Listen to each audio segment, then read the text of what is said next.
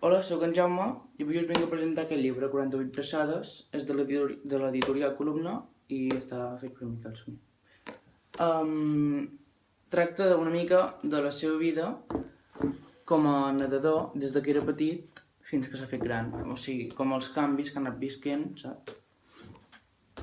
De petit en Miquel ja nedava a la piscina del seu poble i ja li començava a agradar nedar.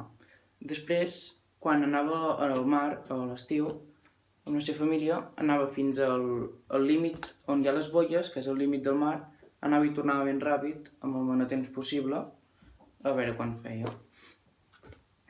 Després, de gran, va descobrir que li agradava més nedar per mar obert en comptes de piscines tancades i es va proposar reptes, com fer de l'estret de Gibraltar al nord d'Àfrica, o més reptes d'aquests. I quan el seu pare sempre l'acompanyava a les curses que feia, perquè hi ha com una barca que t'acompanya i tu nedes al costat però no pots agafar-te la barca, i el seu pare sempre anava amb aquesta barca. I quan es va morir, això li va donar encara més forces per continuar nedant i fer-se nous reptes, com envoltar l'illa de Manhattan o fer el canal de Catalina a Los Angeles.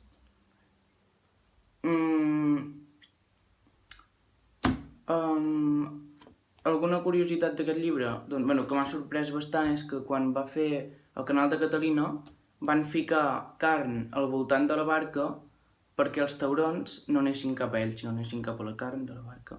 I això em va sorprendre molt. Després, aquest títol de 48 braçades és perquè fa 48 braçades, són les que fan un minut. I ja està.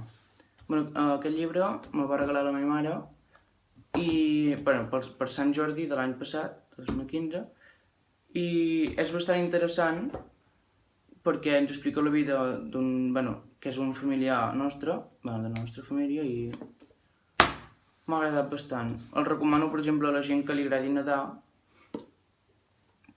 a veure si s'anima a fer aquests reptes.